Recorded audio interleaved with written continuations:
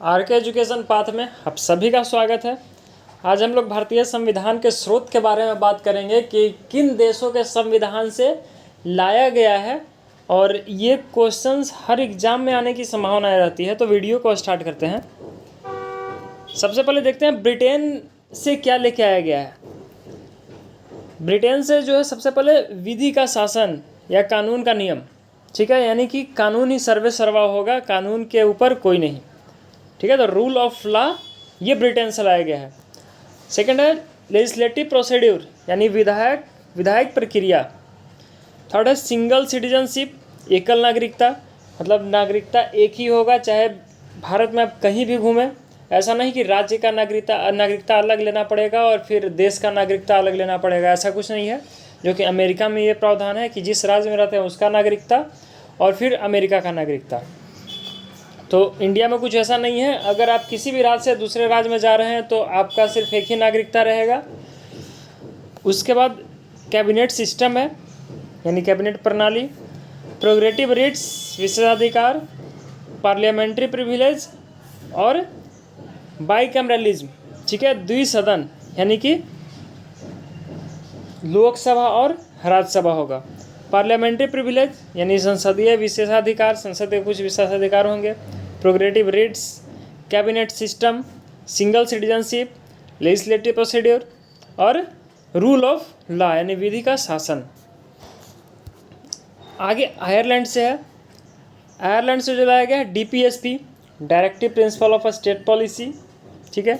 Method of election of president, जो हमारे राष्ट्रपति के मेथड है इलेक्शन करने का, वो आयरलैंड से लाया गया है।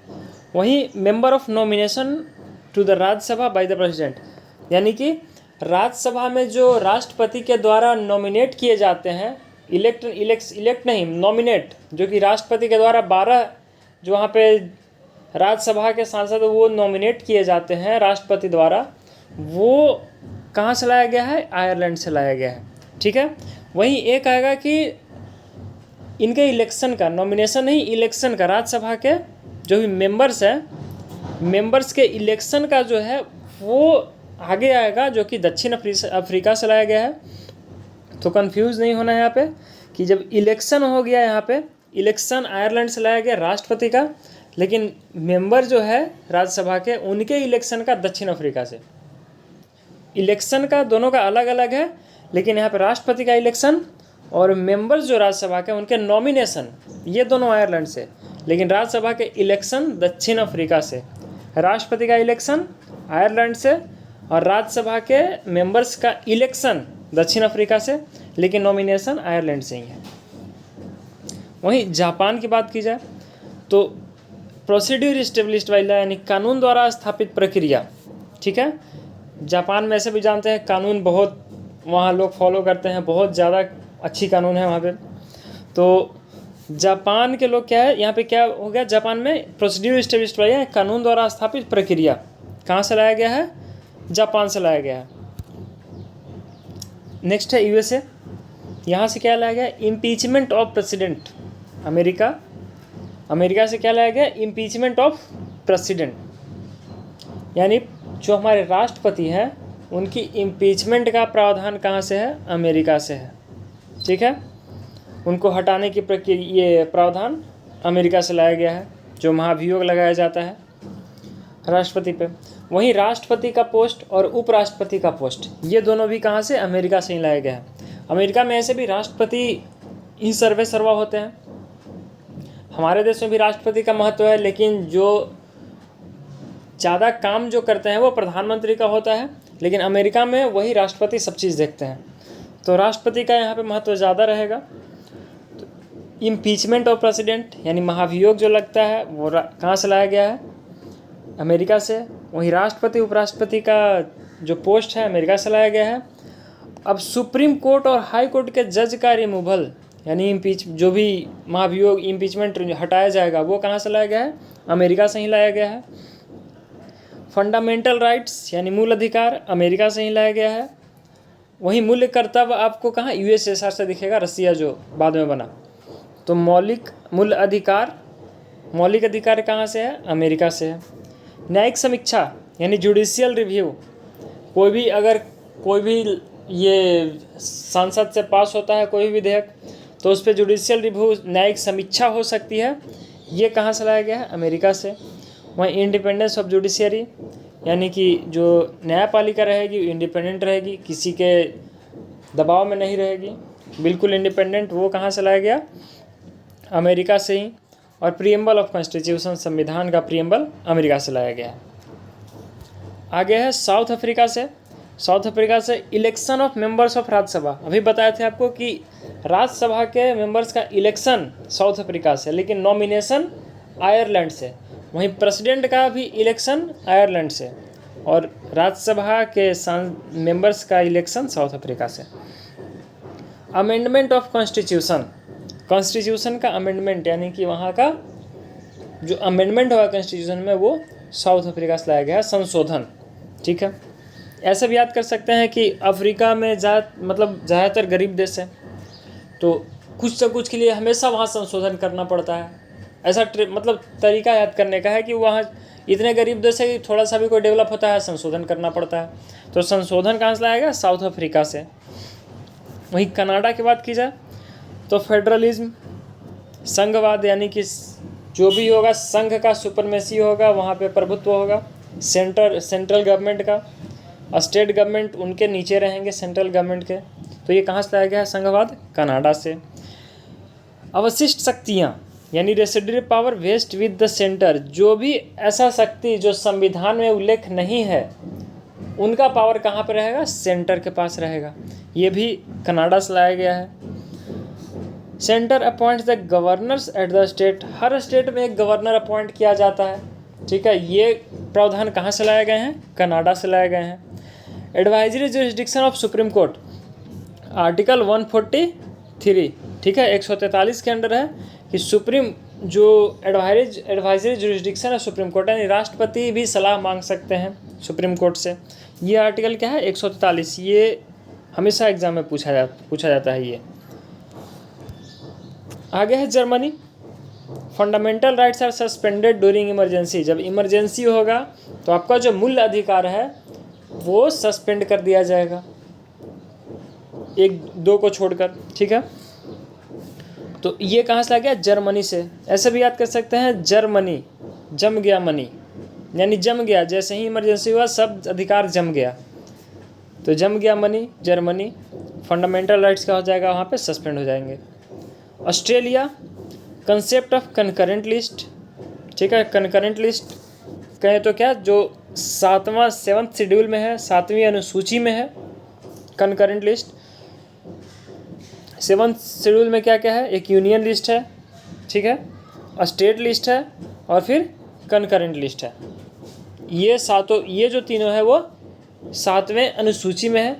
क्या? संघ सूची, यूनियन लिस्ट, राज्य सूची, स्टेट लिस्ट, और समवर्ती सूची, कंकरेंट लिस्ट। यूनियन लिस्ट में जब स्टार्टिंग में संविधान में टोटल 97 सूची ये विषय थे, लेकिन बाद में क्या हो गए? 100 हो गए। 97 से क्या हो गए? 100 हो गए।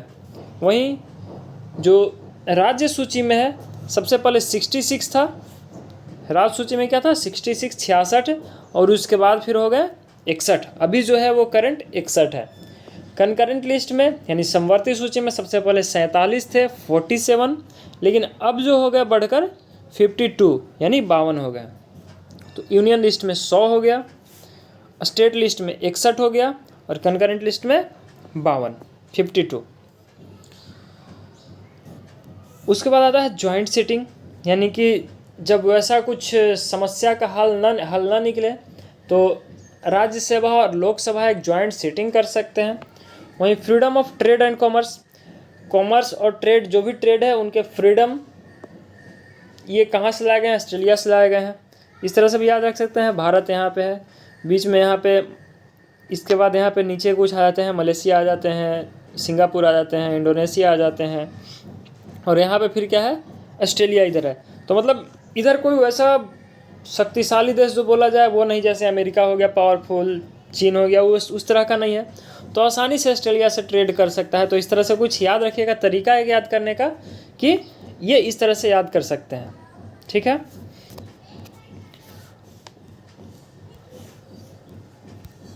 तो और आगे है फ्रांस। फ्रांस से क्या लाया गया है? कंसेप्ट ऑफ रिपब्लिक, ये फ्रांस से है। आइडिया ऑफ लिबर्टी, इक्वलिटी और फ्रेटर्निटी, यानी कि स्वतंत्रता, समानता और बंधुत्व का विचार फ्रांस से लाया गया है। स्वतंत्रता, समानता और बंधुत्व का विचार फ्रांस से। यूएसएसआर से, जो बाद में रसिया बना, फंडामेंटल ड्यूटीज़ यानी मूल्य कर्तव्य, ये लाया गया यूएसएसआर से। ठीक है, और एक बार फिर से हम लोग रिवाइज कर लेते हैं कि क्या था। ब्रिटेन से क्या लाया गया? पार्लियामेंट्री गवर्नमेंट यानी rule by law, rule of law, विधि का शासन। उसके बाद है विधायिक प्रक्रिया यानी लेजिस्लेटिव प्रोसीड्योर, सिंगल सिटीजनशिप, एकल नागरिकता, ठीक है, कैबिनेट सिस्टम, प्रोग्रेटिव रेट्स यानी विशेषाधिकार रेट्स, पार्लियामेंट्री प्रिविलेज, संसदीय विशेषाधिकार, बाइकैमरलिज्म यानी द्विसदन। आयरलैंड में क्या है? डीपीएसपी लाया गया वहाँ से। Method of election of president लाया गया, लेकिन method of election of member of Rajya Sabha कहाँ से? साउथ अफ्रीका से। वहीं मेंबर्स का नॉमिनेशन कहाँ से होगा? राज्यसभा के मेंबर्स का nomination bye the president, he Ireland से लाया गया है। जापान से क्या लाया गया? Concept procedure established by law यानी कानून द्वारा स्थापित प्रक्रिया।